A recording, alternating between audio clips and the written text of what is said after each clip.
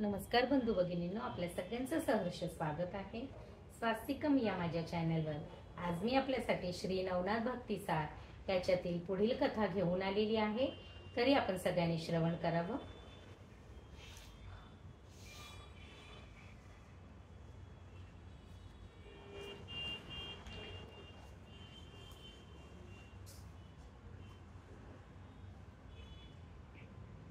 श्री गणेशाय नमः। श्री सरस्वतीभ्यो नमः। अध्याय 3 मच्छिंद्र मारुती युद्ध। मच्छिंद्रनाथांचे मारुतींना आश्वासन। श्री गणेशाय नमः। बंगाल देशातून बाहेर पडल्यावर मच्छिंद्रनाथ रामेश्वरास गेले। तेथे समुद्र स्नान करून परतत असताना त्यांना एक वानर दिसले। ते मारुती होते व मुसळधार पावसापासून स्वतःचे रक्षण व्हावे म्हणून एका कपारीत गुहा करण्याचा प्रयत्न करत होते। ते पाहून नाथांना नवल वाटले। त्यांचे खरे स्वरूप न कळल्यामुळे ते त्यांना चेष्टेने म्हणाले, हे कपी, काय म्हणावे तुमच्या मूर्खपणाला? या भयंकर वर्षावात तुम्ही कसे काय घर बांधणार आहात? अहो, तहान लागल्यावर विहीर खणण्यात काय अर्थ आहे? ते ऐकून मारुती म्हणाले, महोदय, एवढ्या शहाणपणाच्या गोष्टी बोलून मला उपदेश करणारे तुम्ही आहात तरी कोण? मच्छिंद्र म्हणाले, मी जती असून मला मच्छिंद्रनाथ नावाने ओळखतात। त्यावर मारुती म्हणाले, माझ्या माहितीप्रमाणे एक अनुमानच तेवढे खरे जती आहेत। तेव्हा तुमच्या रूपात हा नवीन जती कुठून उपटला? बरं, या पदव्या तुम्हाला कोणी दिल्या? नाथ जती या संध्या लावताना आपण त्या संध्यांना पात्र आहोत का याचा विचार करायला हवा, नाही का? तेव्हा मच्छिंद्र म्हणाले, एखाद्याच्या प्रतापशक्तीचा अनुभव आल्याशिवाय कोणी कोणाला अशा पदव्या देईल का? त्यावर मारुती म्हणाले, मग तुमच्या अंगी काय सामर्थ्य आहे ते पाहायलाच हवे। पूर्वी हनुमंताच्या सहवासात असताना त्यांच्या कृपाप्रसादाने मला त्यांची सहस्रांश शक्ती प्राप्त झाली आहे। त्या शक्तीचे तुम्हाला निवारण करता आले तरच तुमच्या बोलण्यात काही तथ्य आहे असे मी समजेन, अन्यथा ही तुमची पदवी माझ्या हवाली करून तुम्ही चालते व्हा।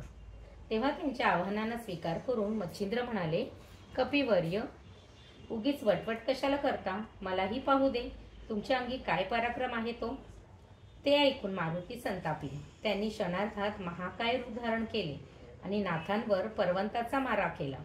तेव्हा हे सामान्य वानर नसून साक्षात मारुती आहेत हे त्यांनी ओळखले आणि आपल्या मंत्रशक्तीच्या सहाय्याने त्या पर्वताचे निवारण केले। ते पाहून चवताळलेली मारुती हातात डोंगर घेऊन त्यांच्यावर धावले। तेव्हा नाथजींनी त्यांच्यावर वाताकर्षण अस्त्राचा प्रयोग केला। त्यामुळे त्यांची सर्व हालचालच थांबली। त्यांचे प्राण कंठाशी आले। त्यावेळी आपल्या पुत्राची ती विकल अवस्था पाहून वायुदेव मच्छिंद्रांना शरण गेले आणि मारुतींना मुक्त करण्याची विनंती केली। तेव्हा त्यांच्या शब्दांना मान ठेवून त्यांनी मारुतींना अस्त्रमुक्त केले।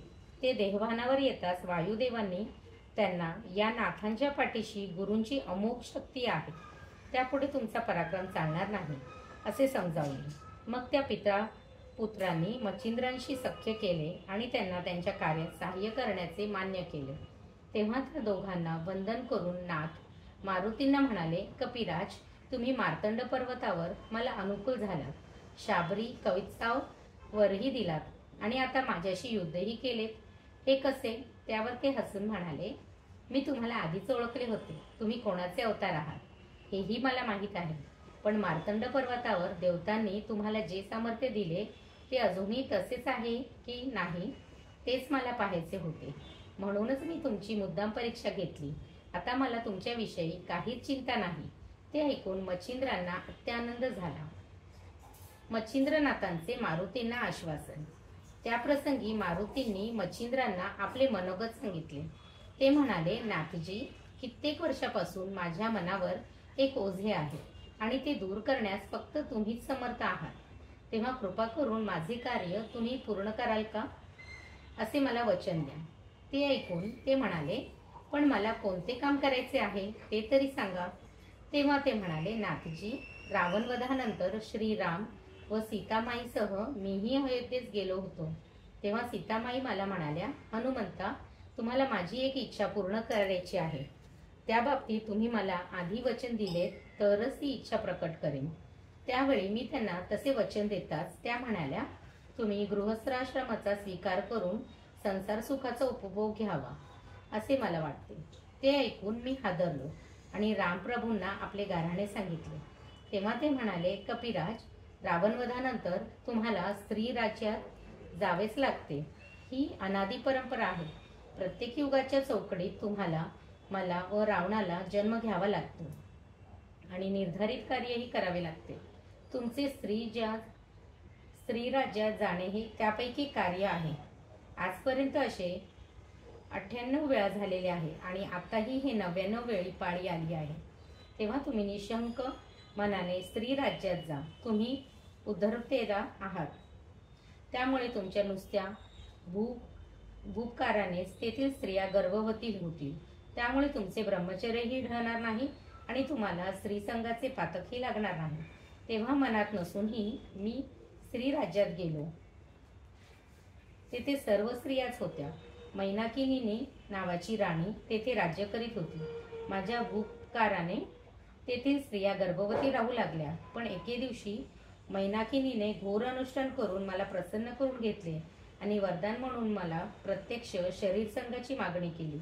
तेव्हा मी तिला, ही तुझी इच्छा पुढे मच्छिंद्रनाथ पूर्ण करतील असे वचन दिले. ते वचन तुम्ही माझ्यासाठी पूर्ण करा, म्हणजे मी मोठ्या विवंचनेतून मुक्त होईन. ते ऐकून नाथांच्या मनातही विकल्पाची वावटळ उठली.